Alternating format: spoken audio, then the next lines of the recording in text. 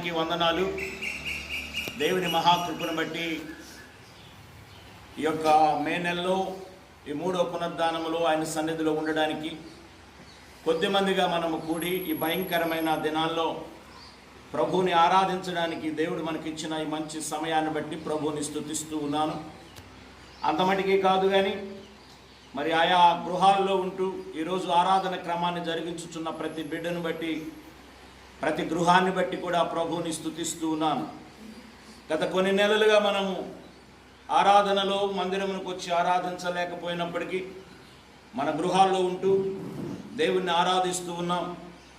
సర్వశక్తి గల దేవుడు మనందరం ఈ ఆరాధనని ఏకీభవించుడు ద్వారా ఒక గొప్ప అద్భుతమైన కార్యాన్ని జరిగించి ఈ భయంకరమైన విపత్తు నుండి దేవుడు మనకు విడుదల కలుగ చేయగలడని విశ్వసిస్తూ ప్రభువుని మహిమపరచ బద్దులుగా ఉంటూ ఉన్నాం. మనం చదువుకున్నట్లుగా ఈ 103 కీర్తనలో దేవుని వాక్యాన్ని మనం చూస్తే భక్తుడైనటువంటి దావీదు దేవుణ్ణి మహిమపరుస్తున్న విధానం ఇక్కడ కనబడుతుంది. దేన్ని బట్టి దేవుని మహిమపరుస్తున్నాడు, ఎలా మహిమపరుస్తున్నాడు అంటే కేవలం బాహ్యంగానే కాదు, తన ప్రాణంతో తను మాట్లాడుతూ ఉన్నాడు. నా ప్రాణమా యెహోవాను సన్నుతించుము, నా అంతరంగమందున్న సమస్తమా ఆయన పరిశుద్ధ నామమును సన్నుతించుము, నా ప్రాణమా యెహోవాను సన్నుతించుము. ఆయన చేసిన ఉపకారములలో దేనిని మరువవద్దు. ఇది భక్తుడు దేవుణ్ణి ఆరాధిస్తూ మహిమపరుస్తూ కేవలం భౌతికంగానే కాకుండా చప్పట్లు కొట్టు నోటి ద్వారా పాటల ద్వారా మరి నిజంగా దేవుని మహిమపరచడమే కాకుండా తన ప్రాణముతో మాట్లాడుతున్నాడు. తన అంతరంగంలో ఉన్న సమస్త విషయాలు, అంతరంగంలో ఏముంది? ప్రాణం ఉంది, ఆత్మ ఉంది, మనసాక్షి ఉంది. తన మనసాక్షిని కూడా పరిశీలన చేసుకుంటున్నాడు. అంతరంగంలో ఉన్న ప్రాణంతో మాట్లాడుతున్నాడు. ప్రాణమా, నీవేళ తొందరపడుచున్నావు, దేవుని యందు మాత్రమే నమ్మిక ఉంచు, ఆయనే సమస్త కార్యాలు చేయగలిగిన దేవుడిని ప్రాణముతో మాట్లాడుతున్న అనుభవం కనబడుతుంది ఇక్కడ.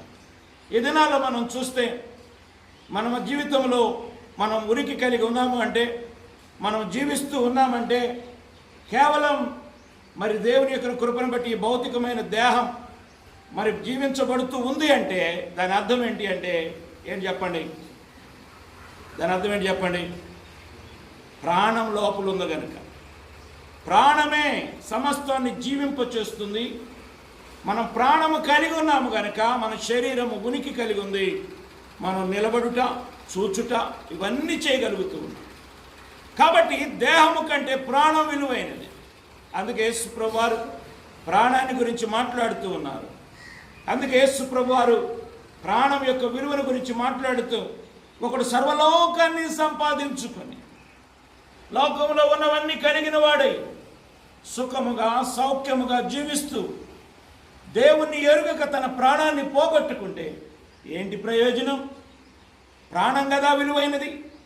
ఈ దేహం మట్టికి వెళ్ళిపోతుంది కనుక దానికి విలువ లేదు కదా అని యేసు ప్రభు వారు మాట్లాడిన మాటలు మనం ఈ సమయంలో జ్ఞాపకం చేసుకుంటున్నాం. మరి నిజంగా చూసినప్పుడు దావీదు ఈ యొక్క అనుభవంలో చూస్తే ప్రాణంతో మాట్లాడుతున్నాడు. ప్రాణమా, భయపడదు, నాలో నువ్వు తొందరపడదు, యెహోవాను యందు నమ్మిక ఉంచు, నా అంతరంగం ఆయన పరిశుద్ధ నామాన్ని సన్నతించు, పరిశుద్ధ నామాన్ని సన్నతించు. దేని కొరకు ఆయన చేసిన ఉపకారాలు ఏంటి అంటే ఇక్కడ మనకి తెలియపరుస్తూ ఉన్నాడు. మనం చూడండి, ఒక మాట చూస్తే ఆయన ఉపకారాలు చేసిన ఉపకారం మొదట, ఆయన నీ దోషములన్నిటినీ క్షమించువాడు, నీ సంకటములన్నిటినీ కుదుర్చువాడు, సమాధిలో నుండి నీ ప్రాణమును విమోచించుచున్నాడు, కరుణా కటాక్షము నీకు కిరీటముగా ఉంచుచున్నాడు. దేవునికి స్తోత్రం. మన దోషాన్ని క్షమించి మన సంకటాలన్నింటినీ కుదిర్చి ఆయన ఇంకా చూసినప్పుడు మనం సమాధిలో నుండి మన ప్రాణాన్ని విమోచిస్తున్నాం. దేవుడు మనకు విమోచన కలుగజేయడానికి లోకానికి వచ్చాడు. మన ప్రాణానికి విడుదల కలుగజేయడానికి వచ్చాడు. విమోచన క్రయధనముగా తన పవిత్రమైన రక్తాన్ని చిందించడానికి ఈ లోకానికి వచ్చాడు. విమోచన క్రయధనముగా తన ప్రాణాన్ని ఇవ్వడానికి వచ్చాడు. మనందరి పాపము కొరకు ఆయన వెల చెల్లించాడు. అందుకే మనం దేవుని యందు స్తుతిస్తూ మరొక మన ప్రాణంతో నిరంతరం చెప్పవలసింది ఏంటంటే, ప్రాణమా నువ్వు భయపడనక్కర్లేదు. ఎందుకంటే శరీరమని విడిచిన మన ప్రాణమునకు ఒక సెక్యూరిటీ ఆయన ఇచ్చాడు. ఏంటంటే ఆయనతో నిరంతరం ఉంటూ మహిమ దేహము కలిగిన వారమే నిరంతరముగా జీవించే కృపను ఆయన ఇచ్చాడు. అందుకే భక్తుడు అన్నాడు, సమాధిలో నుండి నీ ప్రాణాన్ని విమోచించాడు. కాబట్టి దినాల్లో ప్రాణం ఎంత విలువైనదో మనం గ్రహించాలి. చాలామంది లాక్డౌన్ అయిపోతుంది అనుకుని ఇంకా కొద్ది కాలం మాస్కులు ధరించాలి, మరి సోషల్ డిస్టెన్స్ పాటించాలంటే ఇప్పుడు చూస్తుంటే, మరి మేము బయటకు వెళ్ళినప్పుడు చూస్తుంటే అవన్నీ మర్చిపోయి యథావిధిగా వెళ్ళిపోతున్నారు.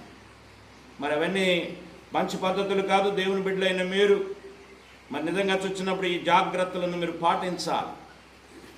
కొంతకాలం మన అధికారులు లేకపోతే ఈ యొక్క వైద్యులు చెప్పే విధానాన్ని పురస్కరించుకొని ఒక మంచి అలవాట్లను లేక ఒక మన నిజంగా చూసినప్పుడు వాటిని పాటించవలసిన బాధ్యత, భారం ఉంది. ఇప్పటికీ చాలామంది మీరు మర్చిపోయారు. అలాంటివి కాదు. మీరు ఎక్కడున్నప్పుడు కూడా బయటకు వచ్చినప్పుడు మీరు ఆ సోషల్ డిస్టెన్స్ పాటించడం కానీ కొద్ది కాలం ఇంకా చేయాలి. కొంతకాలం వరకు చేయాలి. మాస్కులు కూడా ధరించిన వారే మీరు ఉండాలి. అటువంటి జ్ఞాపకం చేసుకోవాలి. ప్రాణం యొక్క విలువ చాలా గొప్పది. ఆ ప్రాణాన్ని గురించి దేవుడు మాట్లాడుతున్న అనుభవం కనబడుతుంది. సమాధిలో నుండి మన ప్రాణాన్ని విమోచించాడు. అదే మన గొప్ప కార్యం.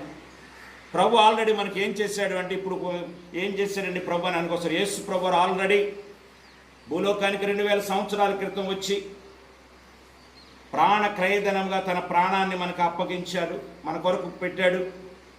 మనం పాపము ద్వారా, శాపము ద్వారా నశించిపోయి విడుదల లేని స్థితిలో మనం ఉంటుండగా ఆయన తన ప్రాణమును మన కొరకిచ్చి మన ప్రాణములను భద్రపరిచి మన ప్రాణములకు విమోచన కలుగజేశాడు.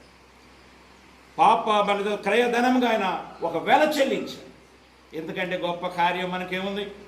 మన కొరకు ఆల్రెడీ ఆయన చేసేసి ఆయన వెళుతూ, తండ్రి మీరు కోరిన విధముగా లేక మీ చిత్త ప్రకారం సమస్తాన్ని నేను జరిగించి ఈ లోకములో నీ బిడ్డలైన వారిని నేను ఏర్పాటు చేసి ఇదిగో మీతో ప్రతిష్ఠిస్తున్నాను నేను అని దేవుడు తండ్రితో మనల్ని ప్రతిష్ఠింపచేసి భూలోకములో మనతో ఉండడానికి, నిరంతరం మనం సరిచేయడానికి, మనతో తోడుగా ఉండడానికి, మనను ఆదరించడానికి పరిశుద్ధాత్మ దేవుని భూలోకంలోనికి పంపించి మనందరినీ సంఘమును దేవుని కొరకు సిద్ధపరుస్తున్నాడు. మన ప్రాణం ఇక్కడ మాత్రమే కాదు, ప్రభుతో కూడా నిరంతరం ఉండే గొప్ప భాగ్యాన్ని దేవుడు మనకి ఇచ్చాడు. మన ప్రాణములు చాలా విలువైనవి. ప్రాణంలో ఆత్మను ఆయన జీవింపచేస్తున్నాడు. దేవునికి స్తోత్రం. కాబట్టి ఇంత గొప్ప కార్యాన్ని ప్రభు చేసిన దానికి మనం ఆయన ఏ విధంగా మర్చిపోగలం? అందుకే భక్తుడు అన్నాడు, సమాధిలో నుండి నా ప్రాణమును ఆయన విమోచించాడు. ఇదిగా చూస్తే ఈ పరిశుద్ధ లేఖన గ్రంథంలో మనం చూస్తే, మరి మొదటి రాజుల గ్రంథంలో ఒక మాట మనం చూస్తాం. మొదటి రాజుల గ్రంథం ఆ యొక్క అధ్యాయాన్ని మనం చూస్తే చూడండి, 20వ అధ్యాయం 39 నుంచి 40 వచ్చిన వరకు చదవండి మీరు. తర్వాత మొదటి రాజుల గ్రంథం 20వ అధ్యాయం 39, 40 వచ్చినాలు, పురా 2 వచనాలు చదవండి. ఒకరు ఇక్కడ, రాజు వచ్చుట చూచి బిగ్గరగా ఇలాగు మనవి చేశాను, నీ దాసుడనైన నేను యుద్ధములోనికి పోయి ఉండగా ఒకడు ఇటు తిరిగి ఒక మనుష్యుని నా యొద్దకు తోడుకొని వచ్చి ఈ మనుష్యుని కనిపెట్టుము, ఏ విధముగానైనను వాడు తప్పించుకుని పోయిన ఎడల వాని ప్రాణమునకు మారుగా నీ ప్రాణము పోవును, లేదా నీవు దానికి బదులుగా ఏమివ్వాలంట? 2 మణుగుల వెండిని దేనికి ఇవ్వాలి? దేని ప్రాణమునకు బదులుగా దాన్ని ఏం చేయాలి? క్రయధనంగా ఇవ్వాలి. ఈ యొక్క లేఖన భాగాన్ని మనం చూస్తే, నేను మొత్తం చదవడం కాదు కానీ వివరిస్తూ ఉన్నాను. ఈ యొక్క సందర్భాన్ని చూస్తే ఆ దినాలు నిజంగా చూసినప్పుడు ఇశ్రాయేలు రాజ్యాన్ని ఆహాబ్ అనే రాజు పరిపాలిస్తున్న దినాలవి. ఆ దినాలలో దేవుని ప్రజలని చెప్పబడి ఇశ్రాయేలు ప్రజలు దేవుని సంరక్షణలో పెంచుతూ పెరగబడుతూ దేవుని యొక్క చిత్తానుసారంగా నడవడానికి ప్రవక్తలను దేవుడు ఏర్పాటు చేసి దేవుని వాక్కు ప్రకారం వారు నడుస్తూ ఉన్నారు. మంచిదే. అటువంటి దినాల్లో చాలా సమయంలో లోకస్తుల వలె వారు కూడా లోకంలోనికి వెళ్ళిపోతున్నారు. నిజంగా దేవుడు తన ప్రజలైన ఇశ్రాయేలుకు కొన్ని నిబంధనలు ఏర్పాటు చేసి ఆ ప్రజలను తన ప్రజలుగా నివసింప చేయడానికి ఆయన పిలువబడ్డారు. వాళ్ళు దేవుడు అందరినీ పిలిచాడు, కానీ ఏర్పాట్లోకి వచ్చింది కొద్దిమందే. దేవుని ఏర్పాట్లో చాలామంది ఉండలేకపోతున్నారు. అలా పిలువబడిన వారు ఇశ్రాయేలీయులు, దేవుడు ఏర్పాటు చేసుకున్న జనాంగం. ఆ జనాంగం ఎలా ఉన్నారు అంటే దేవుని మీద ఆధారపడుతున్నారు, కొన్ని సమయంలో లోకస్తుల వలె జీవిస్తున్నారు. అటువంటి దినాల్లో కొన్ని శోధనలు దేవుడు కొన్ని మన నిజంగా చూసినప్పుడు వారిని గద్దించడానికి, వారికి బుద్ధి చెప్పడానికి శత్రువులు కొంతమంది వస్తూ ఉన్నారు. ఇటువంటి పరిస్థితుల్లో ఆహాబు రాజు కాలంలో కూడా ఇశ్రాయేల్ రాజ్యానికి శత్రు రాజు అయినటువంటి బెన్హదదు అనే సిరియా రాజు రావడం జరిగింది. అతడు చాలా పెద్ద సైన్యంతో వచ్చాడు. ఇది చిన్న రాజ్యం, దాదాపు 32 మంది రాజులు అక్కడ చిన్న చిన్న రాజులు అతనితో ఉన్నారు. లక్షలాది మంది సైన్యం వచ్చారు, కానీ వీళ్ళు కొద్దిమంది మాత్రమే. అటువంటి పరిస్థితిలో ఇజ్రాయేలు రాజు దేవుణ్ణి ఆరాధించడం మొదలుపెట్టాడు. ఇజ్రాయేల్ రాజు దేవుని మీద ఆధారపడటం ఎలాగో ఆలోచన చేస్తున్న దినాల్లో ఈ బెన్హదదు సిరియా రాజు ఒక వర్తమానం పంపించాడు. ఇజ్రాయేల్ ప్రజలు, మీరు ఏ పాత్రం వారు? మీ దేవుడు ఏదో పెద్ద గొప్ప దేవుడు అనుకుంటున్నారు. మీరు చిన్న జనాంగం కాబట్టి, మీరు చిన్న జనాంగం కాబట్టి మీరు ఇంత పెద్ద సైన్యంతో వచ్చిన నాతో మీరు ఎలాగ పోరాడి గెలవగలరు? కాబట్టి మీరు నాకు లోబడాలి. లోబట్టం అంటే ఏం చేయాలి అంటే, ఏమని వర్తమానం పంపాడంటే, మీ భార్యలు, అందమైన మీ కుమార్తెలు, మీ బిడ్డలు, మీ బంగారం, మీ వెండి అవన్నీ నాకు అప్పగించాలి అని చెప్పగానే ఇజ్రాయేల్ రాజు చాలా బాధ కలిగింది. దేవుని ప్రజలు వారు మరి వెంటనే పెద్దలతో మాట్లాడినప్పుడు వారు ఏమన్నారంటే ఇంత భయంకరమైన స్థితి ఏంటి? కాబట్టి ఎట్టి పరిస్థితుల్లో లోబడకుండా ఉండునట్లుగా మీరు ఒక మాట చెప్పండి అని ఇశ్రాయేలు రాజుకు వర్తమానం పంపించారు. సరే, రాజు వారిద్దరి మధ్య కొంత సంభాషణ జరిగిన తర్వాత దేవుడు వారి పక్షాన, ఇశ్రాయేలు పక్షాన నిలిచి అద్భుతమైన కార్యాన్ని చేసి 2 సార్లు ఆ బెన్హదదు అనే రాజు వచ్చినప్పుడు కూడా దేవుడు విజయాన్ని ఇచ్చాడు. లక్షలాది సైన్యాన్ని తరిమి కొట్టాడు. బెన్హదదు రాజు కూడా పారిపోయేటట్లు చేశాడు దేవుడు. ఈ కార్యమంతా చేసిన వాడు దేవుడు.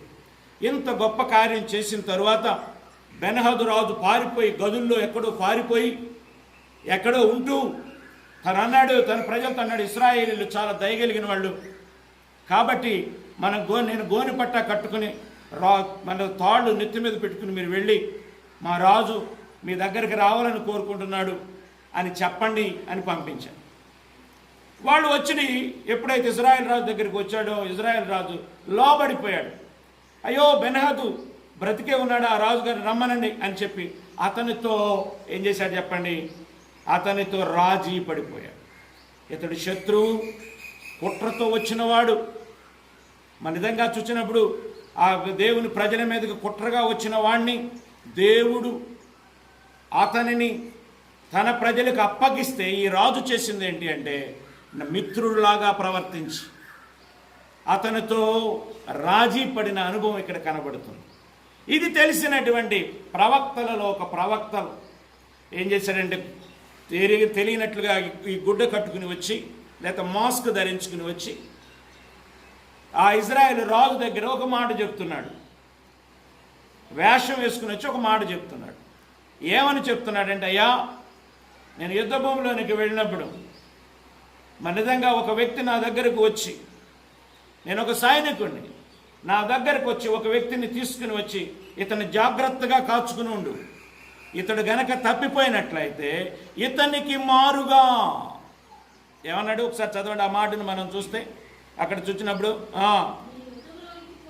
నేను యుద్ధానికి వెళ్ళాను, ఒకడు ఇటు తిరిగి ఒక మనుష్యుని నా యొద్దకు తోడుకుని వచ్చి ఈ మనుష్యుని కనిపెట్టు, ఏ విధముగానైనా వాడు తప్పించుకొనకుండా నువ్వు చూడాలి. ఒకవేళ తప్పించుకుని పోతే వానికి బదులుగా నీ ప్రాణం తీయాల్సి వస్తుంది అని చెప్పాడు. లేని పక్షంలో కొంత క్రయధనాన్ని నువ్వు నా కొరకు చెల్లించాలి వాడికి బదులుగా అని చెప్పాడు. అని చెప్పినప్పుడు నేను అటు ఇటు తిరుగుతూ పని మీద వెళ్ళానయ్యా, వాడు తప్పించుకుని పారిపోయాడు, ఇప్పుడు ఆయన నన్ను చంపుతానన్నాడు, లేకపోతే నాకు దానం చెల్లించమంటున్నాడు అని వచ్చాడు.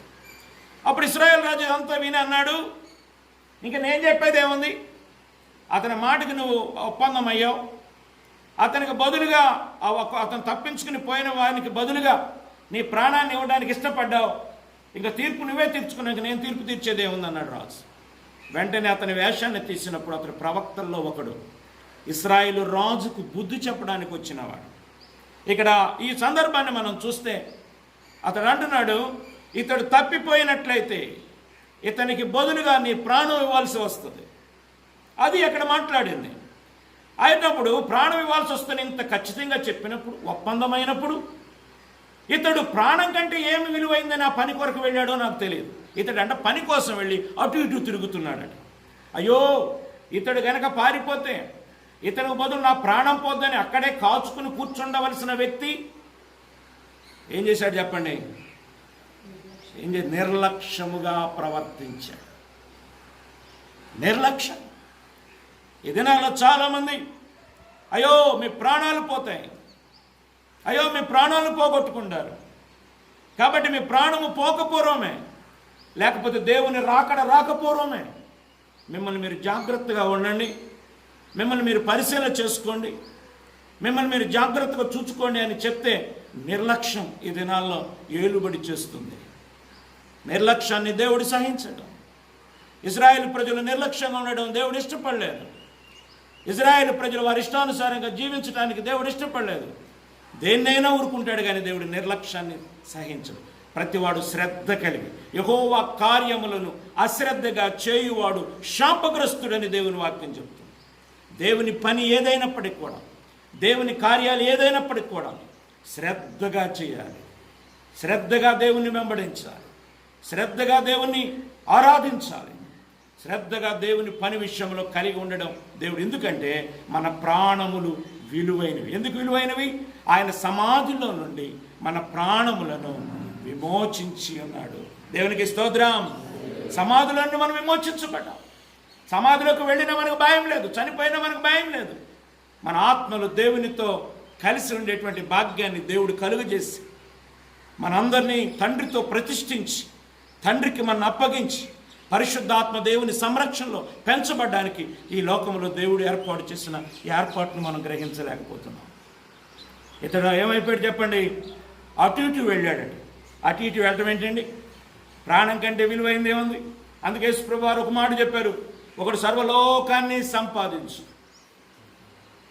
చివరికంటే ఆ ప్రాణం యొక్క విలువ విమోచించబడకుండా, దేవుణ్ణి కలిగి ఉండకుండా, రక్షకుణ్ణి తెలుసుకొనకుండా తన ప్రాణాన్ని పోగొట్టుకున్నాడు. వాడికి ఏంటి ప్రయోజనం అన్నాడు యేసుప్రభువు. ఏం ప్రయోజనం? లోకంలోనికి వచ్చావు, అన్నీ సంపాదించుకున్నావు, నీ ప్రాణానికి విడుదల పొందకుండా, నీ ప్రాణం విమోచించబడకుండా, సమాధిలోకి వెళ్ళిన తర్వాత నీ ప్రాణం విడుదల పొందకుండా, నీ ఆత్మకు రక్షణ లేకుండా చనిపోతే ఏంటి ప్రయోజనం? దానివల్ల ఏమీ ప్రయోజనం లేదు. కనుక మన ప్రాణములు చాలా విలువైనవని ఆ సైనికుడు గుర్తించలేదు. అతనేం పెద్ద తప్పిదం చేయలే, ఆ పనికి వెళ్ళిపోయి తప్పుడు పనులు లేకపోతే పిచ్చి పనులు ఏమి చేయలే. అందుకే దేవుని వాక్యం కూడా మరి మనకు బాగా సెలవిస్తుంది, ఒకవేళ అతను చాలా కష్టపడి ఏమీ చేయలే, అతన్ని ఏం సంపాదించలేదు, ఎవరు అప్పగించింది చిన్న పని, కాచి ఉండడమే. ఈ లోకంలో దేవుడు మనకు కూడా అప్పగించింది అదే, మిమ్మల్ని మీరు జాగ్రత్తగా మీ ఆత్మను కాచుకోండి అన్నాడు. అంతే. అంతేగాని ఒక బండ రాయిని మోసుకురండి, మీరు చాలా త్యాగాలు చేయాలి నా కొరకని, ఇవన్నీ గొప్ప విషయాలు లేదా బలమైన రక్షించబడ్డానికి బలమైన బండ పనులు దేవుడు చెప్పలే మనకి. ఈ లోకంలో మన ఆత్మలను సంరక్షించుకునే బాధ్యతను మాత్రమే దేవుడు అప్పగించాడు. కాబట్టి మనం ఈ లోకంలో ఏదో పెద్ద తప్పిదాలు చేయనక్కర్లేదు. 2 విషయాలు జాగ్రత్తగా ఉండాలి. ఒకటి, దేవుడు చేయమన్నది చేయాలి. చాలామంది దేవుడు చేయమన్నది చేస్తారు, చాలా సంతోషం. రెండోది కూడా ఉంది, ఏంటో తెలుసా? దేవుడు చెయ్యొద్దు అనేదాన్ని మానేయాలి. కొంతమంది చెయ్యొద్దు అన్నవి మానేస్తారు కానీ చేయవలసిన వాటిని చేయరు. దేవుడు ప్రార్థన చేయమన్నాడు, ప్రార్థన చేయరు, కానీ అన్ని పనులు చేస్తారు, అన్నీ చేస్తారు. దేవునికి కానుకలు ఇస్తారు, దేవుని దగ్గరికి అన్నీ తీసుకొస్తారు, దేవుని పనిలో చాలా జాగ్రత్తగా ఉంటారు, కానీ ప్రార్థన చేయరు. దేవుడు ఏమన్నాడు? మెలుకోకుండా ప్రార్థన చేయండి. కాబట్టి దేవుని యొక్క బిడ్డలు ఏం చేయాలి చెప్పండి? చెయ్యమన్నవి చెయ్యాలి, వద్దన్నవి ఆపేయాలి, 2 చేయాలి. ఇక్కడ ఇతను చేసేది ఏంటంటే ఓకే అని ఒప్పుకున్నాడు. తర్వాత ఏం చేశాడు?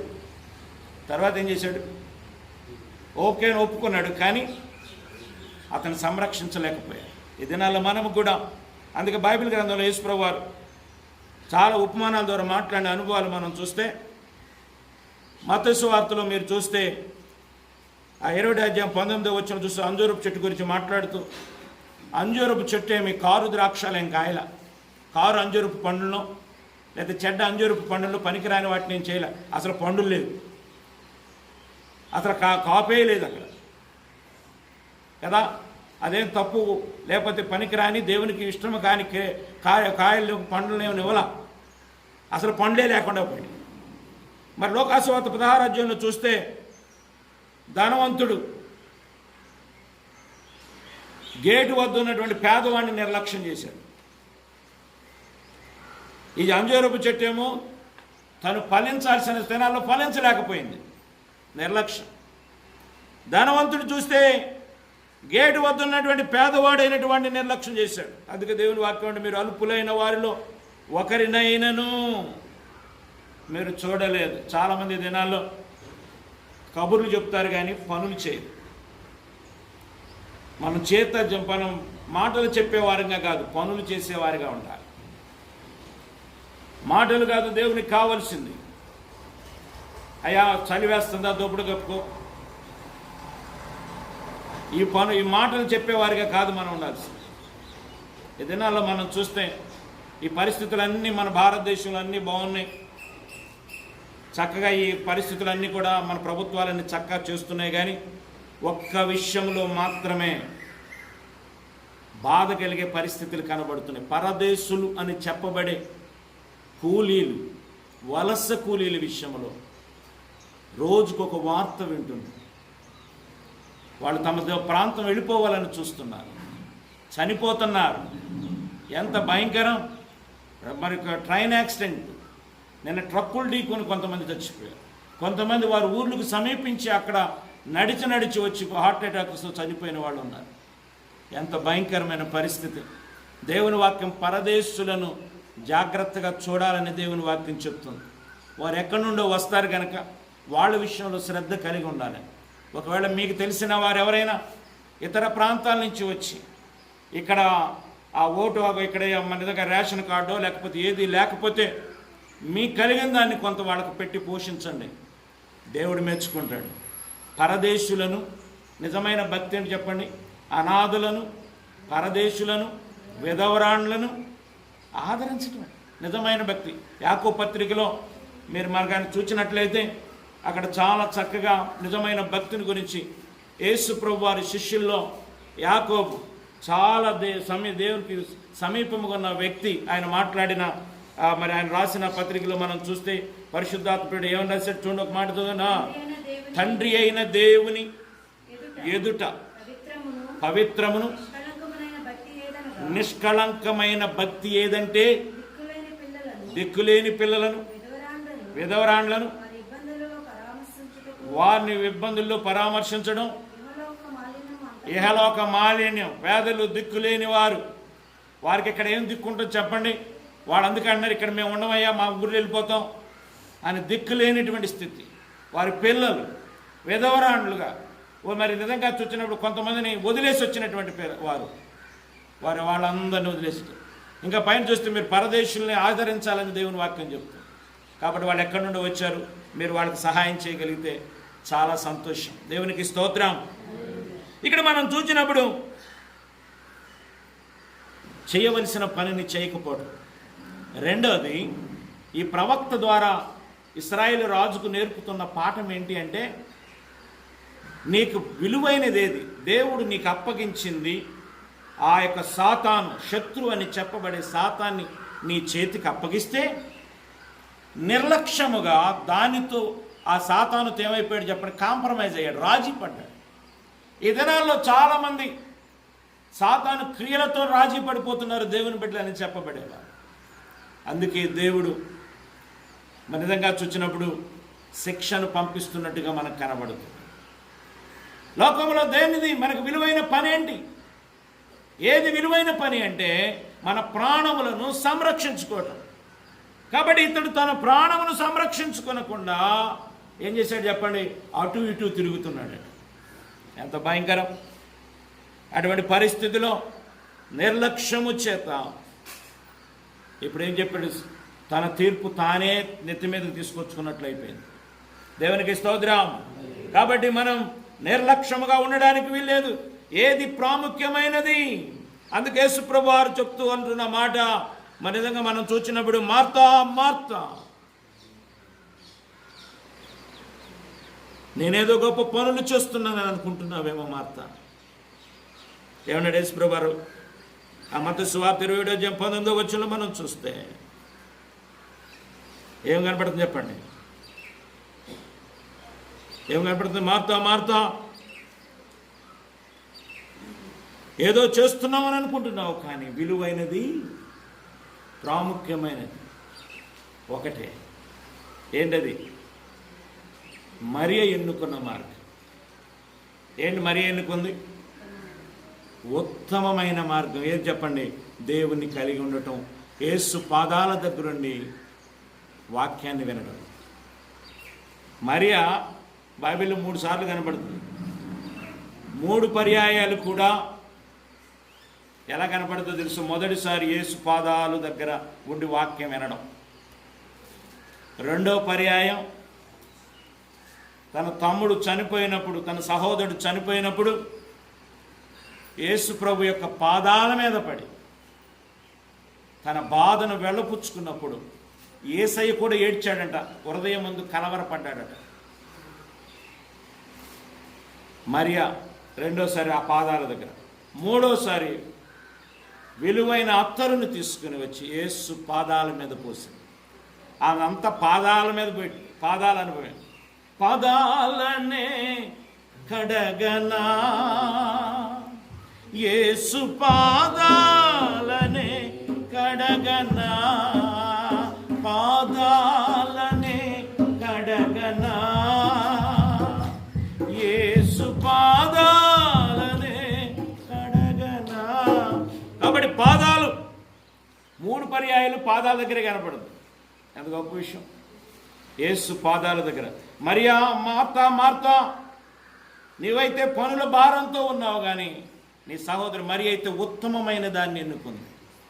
ఈ లోకంలో ఉత్తమమైనది ఏంటంటే మన ప్రాణములు విమోచించబడటం, మన ప్రాణములకు క్రయధనముగా చెల్లించబడిన ఆ దేవుని తట్టు మనం తిరగడం, పాప క్షమాపణ పొందటం. అందుకే దావీదు అన్నాడు, సమాధిలో నుండి నీ ప్రాణమును ఆయన విమోచించాడు. కాబట్టి అది ఉత్తమమైనది.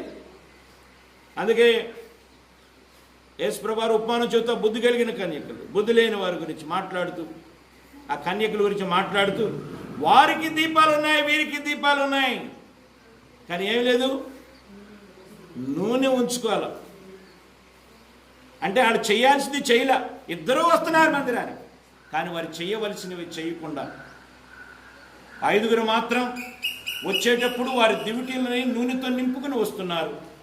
మిగిలిన 5గురు రావడం అయితే వస్తున్నారు, కానీ వాళ్ళతో కలిసే వస్తున్నారు. కానీ కూడని పని ఆపకుండా దేవుని పని కొరకు వస్తున్నారు. 10 మంది వస్తున్నారు, కానీ చేయాల్సింది చేయాలి. ఈ దినాలు చేయవలసిన వాటిని చేయాలి. అదేది అనగా దేవుడు మనకు ఆజ్ఞాపించిన వాటిని చేయగా. దేవునికి స్తోత్రం. అందుకని దేవుడు ఈ దినాల్లో మనం చూసినప్పుడు ఈ లోకంలో విలువైనది దేవుని యొక్క మరి మాటలు, ఆ మాటలు ఏంటి అంటే మనల్ని ప్రాణ ప్రయదనముగా ఆయన మనకు విమోచన కలుగజేశాడు. అందుకే దేవుని వాక్యం చెప్తుంది, మీలో ఉన్నవాడు లోకంలో ఉన్నవానికంటే గొప్పవాడు. మనలో ఆయన ఆత్మ ఉంది, ఆయన కలిగి ఉండటం గొప్పవాడు. మనం దేవుని కలిగి ఉన్నాం కనుక మనం గొప్పవారు అన్నాడు. కాబట్టి అనేక పర్యాయాలు మనం కృంగిపోతూ ఉంటాం, కానీ దేవుడు మన బలపరుస్తున్నాడు. నన్ను బలపరచువాని అందే నేను సమస్తమును చేయుచున్నాను. కనుక ఆ సైనికుడని చెప్పబడే ఆ రాజుకు ఒక బోధ చేయబడింది ఏంటంటే, దేవుడు నిన్ను సంరక్షించి శత్రువుని నీ చేతికి అప్పగించినప్పుడు అతనితో రాజీ పడి మరలా అతనితో కలిసి జీవించడానికి, అతనితో కలిసి ఉండడానికి నువ్వు ఇష్టపడుతున్నవే, నిన్ను విమోచించిన దేవుని నువ్వు నిర్లక్ష్యం చేస్తున్నావు. ఏ దేవుడైతే నీకు విజయాన్ని కలుగజేశాడో, ఏ దేవుడైతే సమస్తాన్ని నీకు ఇచ్చాడో ఆయన్ని మర్చిపోయి లోకంలో ఉన్న ఆ రాజుని, అబ్బో బెన్హదదు రాజు, సిరియా రాజు ఎంత గొప్పవాడే, నాకు లోబడిపోయాడని లోబడి చేసిన దేవుని మర్చిపోయాడు. కానీ లోబడిన వ్యక్తిని చూడగానే అతనితో కలిసి రాజీ పడినట్లుగా మనం చూస్తాం. కాబట్టి ఈ లోకంలో దేనికి మనం రాజీ పడొద్దు. ప్రతి విపత్తు నుండి తప్పించగలిగిన సర్వశక్తి గల దేవుడు, మన ప్రాణమును సమాధిలో నుండి విమోచించిన ఆ దేవుని మనం జ్ఞాపకం చేసుకుంటూ, ప్రభా నీకు ఏమిచ్చి మా రుణం చెల్లించగలం, నువ్వు చేసిన ఉపకారాలకి నిన్ను ఎలా స్తుతించగలమని మనం ప్రార్థనాపూర్వకంగా సిద్ధపడుతూ ఆయన కృప కొరకు ఎదురు చూద్దాం. ఆయన మా చిన్న ప్రార్థన, మీరు ఎక్కడున్నప్పటికి కూడా ప్రార్థనలో సగం ప్రార్థించండి. ప్రభా నిజం అనేక పర్యాయాలు మీరు మా ఎడల మీరు కృప చూపిస్తున్నారు. మీరు మమ్మల్ని శత్రువు బారి నుండి, విపత్తుల నుంచి మమ్మల్ని తప్పిస్తున్నప్పుడు కూడా మేము నిర్లక్ష్యం కలిగి మరలా దుష్టినితో మేము కలిసి జీవిస్తున్నాం. ప్రభా మాకు నేను నీ కృప దయచేయండి. మా ఆయన మేము ఈ లోకంలో ఉన్న వాటితో దేనితో రాజీ పడకుండా ఈ భయంకరమైన దినాల్లో మేము ఏమి చేయాలో మాకు నేర్పించండి. ఏది విడిచిపెట్టాలో దాన్ని విడిచిపెట్టడానికి మీ ఆజ్ఞకు లోబడి జీవించే కృపలు మీరు మాకు దయచేయమని చిన్న ప్రార్థన చేసుకుని అందరూ ప్రార్థన. Thank you lord. యేసయ్యానికి వందనాలు, పరిశుద్ధుడు అయిన మా యేసయ్యానికి వందనాలు చెల్లిస్తున్నాం.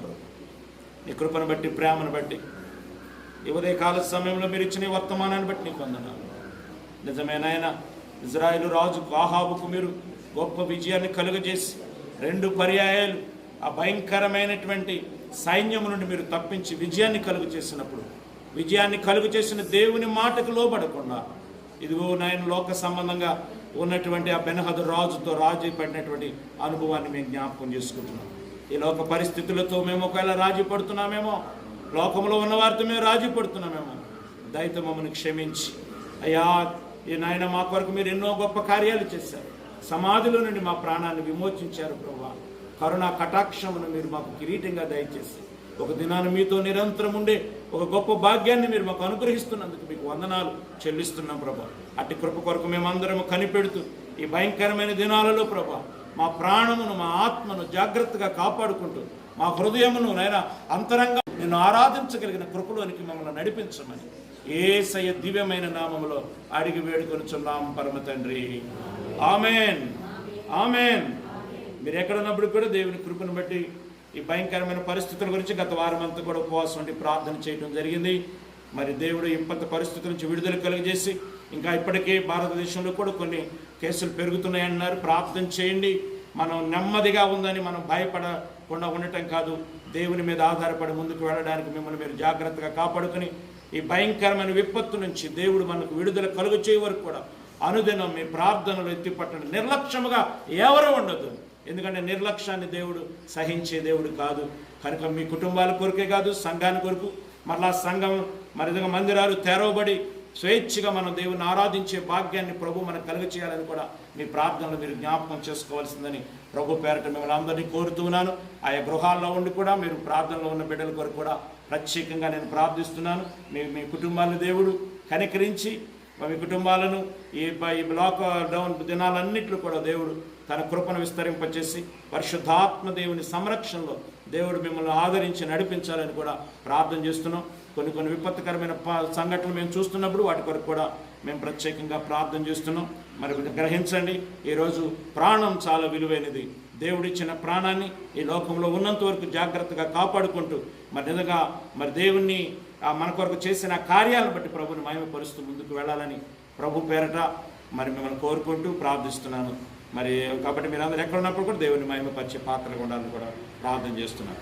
మరి ఆఖరి ప్రార్థన, మరి ఆశీర్వాదం ఇచ్చి ముగిస్తున్నారు. మన తండ్రి అయిన దేవుని ప్రేమ, కుమారుడైన యేసుక్రీస్తు వారి యొక్క కృప, పరిశుద్ధాత్మదేవునిచ్చే సహవాసం ఇప్పుడు ఎల్లప్పుడూ క్రీస్తులో ఉన్న ప్రతి ఒక్కరికి, మరి విశేషముగా ఇదే ఆరాధనలో ఎక్కడైతే ఉన్నారో, ఎక్కడెక్కడ నుండో ఎవరైతే ఐక్యభవిస్తున్నారో వారందరికీ, వారి కుటుంబాలకు సదా ఆయన కృప తోడయుండి కాపాడి నడిపించి బలపరిచి ఈ లాక్డౌన్ దినాలన్నిట్లో కూడా ఆయన నడిపించి స్థిరపరచునుగాక. ఆమేన్. యేసు రక్తమే జయం, సిలువ రక్తమే జయం, అపవాదికి అనంత నాశనం, ప్రభు రక్తానికి సంపూర్ణ విజయం కలుగునుగాక. ఆమేన్, ఆమేన్, ఆమేన్. హల్లెలూయా, హల్లెలూయా, హల్లెలూయా. మంచిది, అందరికీ వందనాలు. కాబట్టి మీ గృహాల్లో ఉండి వాచ్ చేస్తున్న బిడ్డలకు కూడా నేను ప్రత్యేకంగా చెప్తున్నాను, మీ దేవుడు మిమ్మల్ని అందరినీ, మీ కుటుంబాలను దీవించును గాక. మీ ప్రార్థన అవసరతలు ఏమనంటే మాకు ఫోన్ ద్వారా తెలియపరచండి. మేము ఇంటి దగ్గర ఉండి మీ కొరకు, మీ కుటుంబాల కొరకు కూడా మేము ప్రార్థన చేస్తామని మీకు మనవి చేస్తూ ఉన్నాం. దేవుడు మిమ్మల్ని అందరినీ దీవించును గాక. ఆమేన్.